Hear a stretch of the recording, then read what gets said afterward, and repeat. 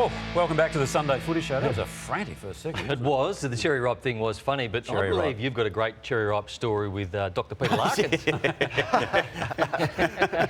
No, we will not be talking about that story. Did you steal his cherry ripe ones? No. No, Kane. Quite the opposite, as a matter of fact. But were you accused of that? Sorry? Were you accused of stealing it? Oh, it's a long, long story. Okay. But let's just say there was a cherry ripe in his medical kit that actually belonged to me. Anyway, and it did cause quite a fuss. Anyway, we might talk about that later in the program if we've got time. We might not have, because I want to talk about this at length. As we should, because it was one of the games of the season. What a finish it was. You see there Melbourne holding on by 5 points with the late Cozzy Pickett goal with 11 seconds. Melksham was awesome, and he didn't play in the premiership, of course, so his drive to get there this year is inspirational. But joining us now is one of the better players on the ground last night, a really hard-nosed defender. He took 6 intercepts. His name's Michael Hibberd. Michael, thanks so much for your time. Thanks for having me on, boys. Take us through this last quarter, because it was epic. It appeared as though Carlton were going to hang on. Curnow kicked the goal with 3 minutes to go to put them 8 points up, and then you guys were good enough to get it done. In that moment, is there anything that you have time to set up strategically, or is it just playing on instinct? Oh, it's funny. We actually went through during the week and spoke about, the last few minutes in games. We put ourselves in situations this year to win, being down or up, and the results haven't really gone our way. So it was good to have one this week go our way. Definitely, when you're down by a goal or a couple of points with a few minutes to go, there are situations that we know to put ourselves in. You play a bit more aggressive. You know where to put the ball a little bit more. Where if you do turn it over, it doesn't really matter because the game's on the line. And we were able to do that. I think Jake Lever, by his own admission, didn't have the greatest night, but that snap into the corridor to create Humphrey kicking it in to create Cozzy's goal needs to be spoke about, because it's usually 9 times out of 10 people go down the line, but he snapped it in the corridor and gave us an opportunity, and the rest is history. How was the mood? Like, after the game, it was quite jovial, as we saw. There was a camera inside the change rooms and Simon Goodwin was pumping the boys up. Was it the win that you needed, or how do you analyse a bit of a frustrating season to date? Well, we know every game's important at this time of year, and we knew the noise coming into this game that we need to win this one to stay in the top 4 or have a really good chance of finishing in the top 4. We're aware of that, and last night was a big win for us, and a good one to get over the line in such a tight game, because we've got a few of those coming up. We've got Brisbane next week. No doubt it'll be a similar situation where it could come down to the same result. It could come down to the last minute of the game. So it was good to get one, and obviously we were pretty excited after the game. Hibberd, I was there last night, and I thought you guys looked really safe as a defensive group. But then you talked about Jake Lever's kick there. He took it on. Are you playing too safe as a team? Like, I watch when you go inside forward 50, you kick long to the pockets a lot, and I presume that's so you don't get hurt on the turnover and the rebound. Like, could you be bolder with your entries inside forward 50 to create more chance? Again, another 10 plus inside 50s last night, yet you're just scraping wins. Yeah, I think that's going to be a thing in our game that we continue to try and improve on, our connection inside 50. We do work on it quite a bit.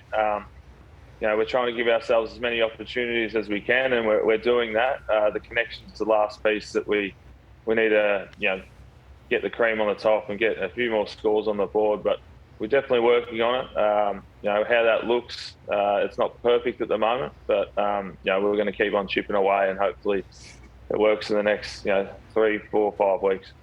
Michael, Jake Melksham and Jayden Hunt were unfortunate to miss the flag win of last year. They both had good matches last night, particularly late in the game. You can see that they want to be part of whatever lies ahead this year. Oh, definitely. It's you see the hunger in these guys.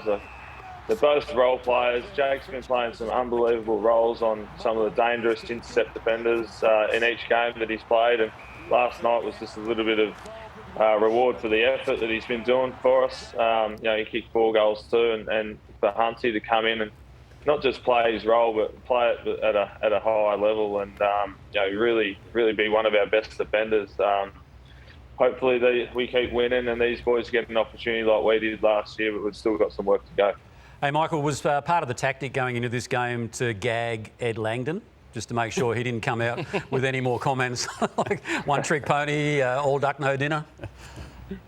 I don't think. I think he gagged himself after he got absolutely ragdolled in the first 30 seconds. So I don't think he wanted that to happen again against Carlton. So yeah, I think he slipped up, had a bit of a blue there. He's not that kind of guy, Ed. So I think we're all a bit surprised of what came out of his mouth. But I'm sure it was good for the media. I don't mind people speaking their mind and saying what they think rather than going the cliches all the time. But he did well last night, Ed.